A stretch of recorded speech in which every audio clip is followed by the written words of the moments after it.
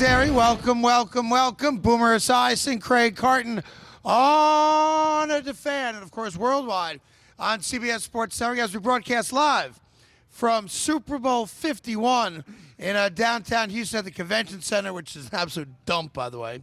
This whole city's a dump. You get to the airport, you're greeted by 9 homeless guys. Then you get to the hotel, there's more homeless guys. Then you walk in between the hotel and the convention center, and there's nothing but new construction being built and a city that's not prepared for a Super Bowl. Outside of that, everyone's very lovely here. Good morning, Boomer. How are you today, buddy boy? You know, I don't necessarily know that I had the same experience that you did yesterday. Of course you didn't. First off, we land at the airport, you take your own car. We're going to within 2 blocks of each other. I mean, at the end of the day, Craigie, it's all good. We're here at the Super Bowl. Stop starting off the week miserably. I don't know what the I'm happy to be here with you. I know you're out meandering and running into all different types of, the who's who of the NFL and all that other stuff. But at the end of the day, it's the Super Bowl. We're here for a week. It's going to be great. We're going to see a lot of old friends. It's going to be fantastic. Yeah. And we have a great Super Bowl at the end of the week, hopefully, between the Falcons and the Patriots. I don't know why you have to start the week off by insulting Houston. What the hell's wrong with you? I told you Houston was a dump. It's not a dump. I mean, this is the problem when you give cities new stadiums, for football teams. Yeah. Part of that comes with the guaranteed right to have a Super Bowl in that city. Right. So you go from Houston this year to Minnesota next year. Boy, I can't wait. Well, Minnesota's a great city too. Minneapolis, Pasadena, Arizona, or Florida, and nowhere else. No New Orleans? No New Orleans. Okay. It's an indoor game. That's not what the game is all they're about. They're going to have one in L.A. in a few years. They'll have one in L.A. in a few years. Play Pittsburgh, play New England, play New Jersey. By the way, the stadium is a great stadium, and it's about 5 miles from here. I'm telling you, Houston will do a great job for this Super Bowl. I'm not coming at this whole thing the way you are. I actually enjoy this week. Yes, I actually look forward to it. Yes, we're all I got a lot of things going on. We got a lot of people to run into and everything. It's kind of like a reunion every year. The fact that you start this week out, Super Bowl week, with such a negative tone. It's not negative. I'm thrilled to be here. You know what you need to be? This is our 10th You know what you need to be? together. You know what you need to be? What? Punch straight in the face is what you need Boomer, to be. this is our 10th Super Bowl together. That's what you need to be. Yes, I don't flinch anymore. It's just let me hit you. It doesn't matter. I don't even move. But one thing I will say this morning about you, I see you. You look all swelled up this morning. I feel like, you know what it is? I went to, there's a supermarket across the street from where I'm at. Right. And I bought some stuff, so I had some breakfast, then I had some more breakfast, then I brought my candy, I had my Mountain Dew, and I'm good to go. What is this? It's lemon, watermelon, and chiclets. What is that? That being said, we had a great basketball game yesterday, and the New York Knicks once again lost. It's amazing. It's the 7th game they've lost on like the last possession in the last month and a half. Now, you can't dispute the effort. Derrick Rose didn't play. God knows why. Maybe he's got a bad ankle. His bad ankle. He does. He came down. Did you not see him come down? I saw him come down, but let's go. Let's play basketball. Craigie, you got hurt over at the Silver Fox's house 5 minutes into our game, and we didn't see you for another 6 months. But I broke it. Then you have Carmelo Anthony, who played like an all-star that he's not, because Paul Millsap got that spot over him. But it's amazing that the New York Knicks showed again last night. There are moments when they're as good as anyone other than the Cavs in the East. They lost. And that's what's so frustrating That's the problem. about the Knicks. They can't close out a single game. Now, Melo got fouled. Let's not act like he didn't. Carmelo, he got fouled at the end of regulation. I'm not saying that either. I'm not There's saying an agenda against him. Okay, all right. Now there's an agenda against him. He certainly got fouled. I'm not gonna argue about all that. And my Knicks fan friends were texting me yesterday, just livid because of the way the game went out. And one in particular was all over the referee, saying it was one of the worst refereed games he's ever seen. And maybe so. But at the end of the day, really, what are we talking about here? We're talking about a middle of the season game against the Atlanta Hawks that doesn't ultimately mean anything, and they lost again. Yes. And they continue to lose. I mean, they'll win every 4th game for whatever reason, but. Do you believe in the concept that you have to learn how to win as a team? I believe in the concept. No. No, I believe in the concept that you have to believe that you're going to win every single game. And the reason I say that is 17 years ago, Bill Belichick was hired by the New England Patriots and Rob Kraft, and I saw a videotape of that introductory press conference with Bill Belichick. Okay. And he looked right in the camera and he goes, "Look, man, every time my team steps on the field," and I'm paraphrasing a little bit here, every time my team steps on the field, I expect to win. I expect us to win every game we play.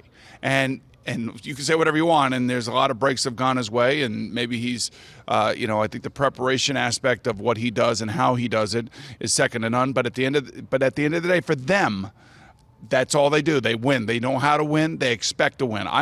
This Knicks team, first of all, it's a band of mercenaries. Right. It's a band of mercenaries. They got one guy that they've drafted that they own that is their guy. Right. The rest of the guys, I mean, the significant players, the guys that play, the Courtney Lees, the Brandon Jennings, the Derrick Roses of the world, and even Carmelo to some extent is a mercenary because he wasn't a draft pick. They traded half the draft picks away to get him. Well, listen, it was an entertaining game to say the least. So if they'll at least entertain us down the stretch, knowing that they're not winning nothing this year. Well, the big question is, you want to rip them all the time, as I do, but the reality is that when they give you the effort you got yesterday afternoon, and you get a great game.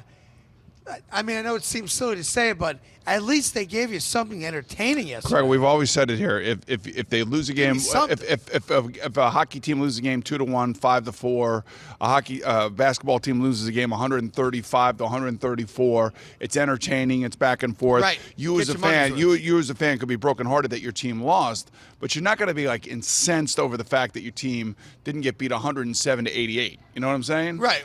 And so we've often said that here on this radio show, but still.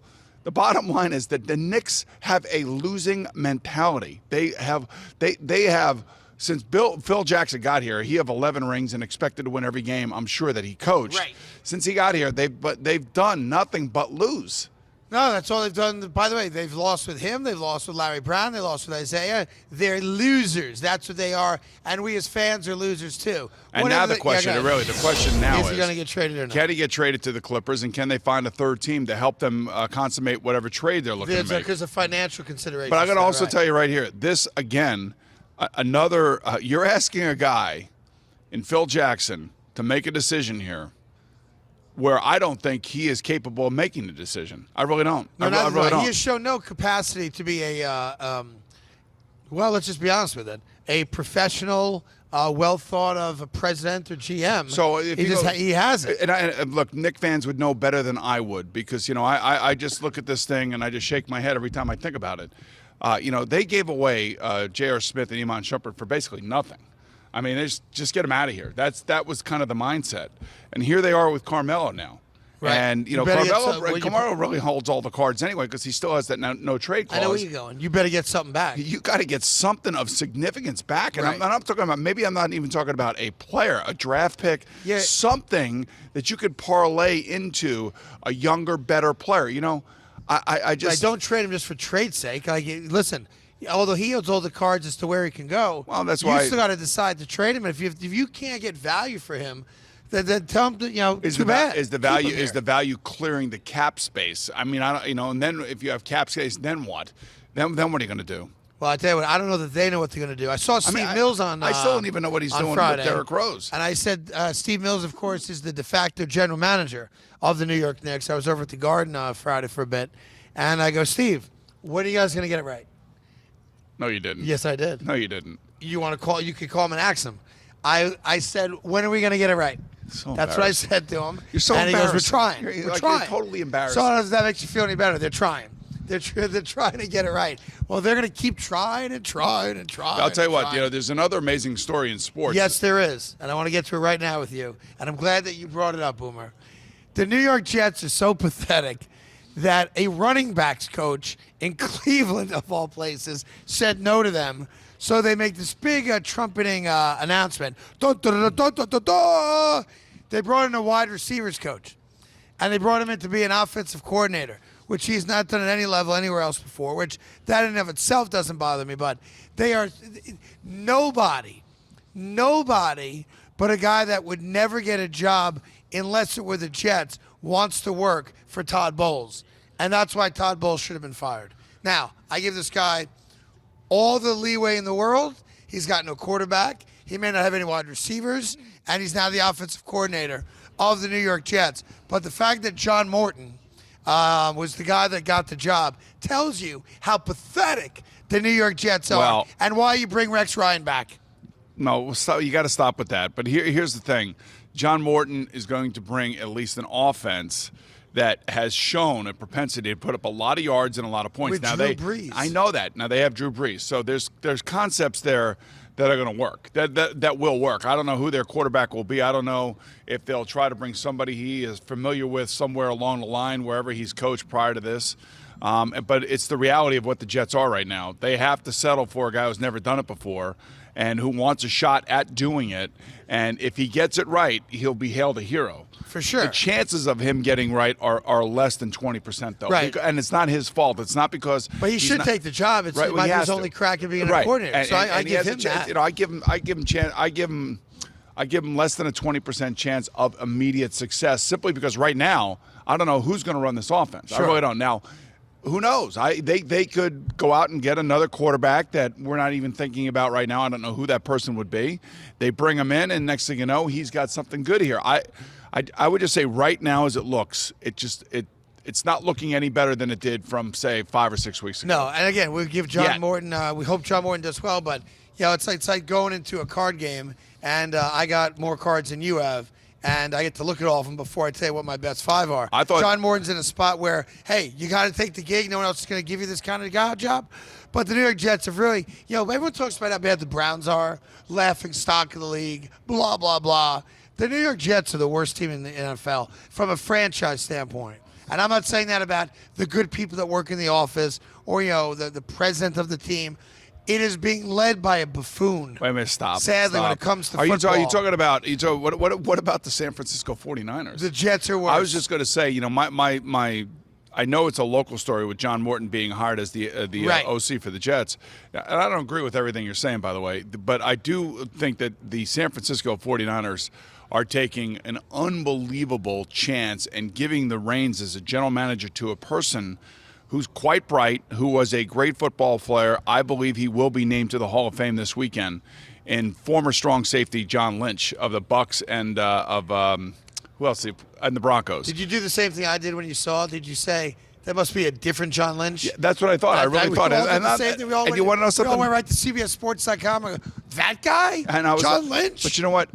As a broadcaster, he's really good. He knows the game and everything else. I'm sure he has some sort of relationship with Kyle Shanahan, the offensive coordinator of the Atlanta Falcons, who will be named the head coach of the 49ers once their season is over. I mean, you talk about rolling the dice and taking a chance. A good football guy, a good face of the organization. I read last night where somebody was saying they're trying to recreate what they've done in Denver. But the thing about John Elway in Denver, people forget this.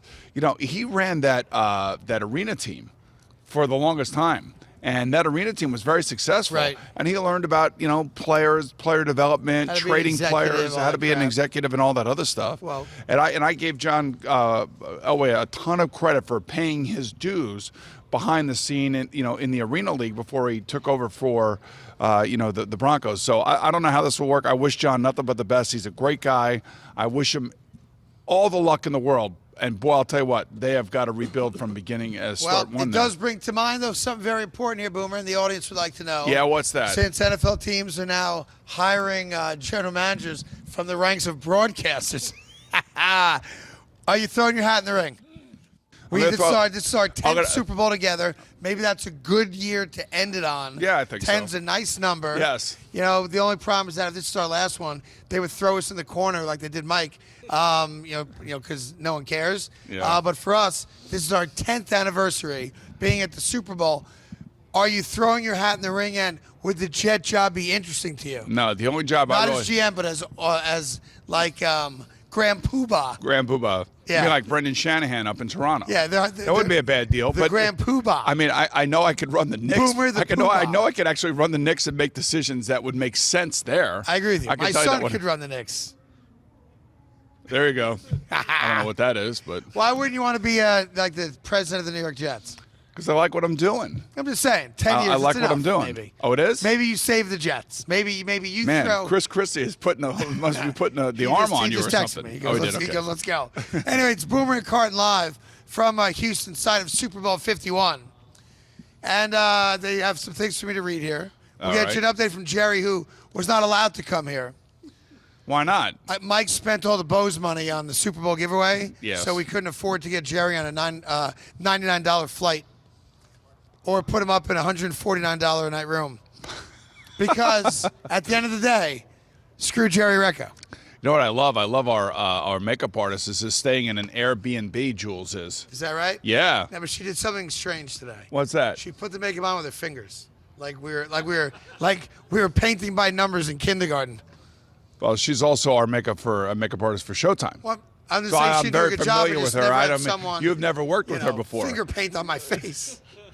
Well, you have such a great palette to work with. Oh yeah. Our show live from Houston.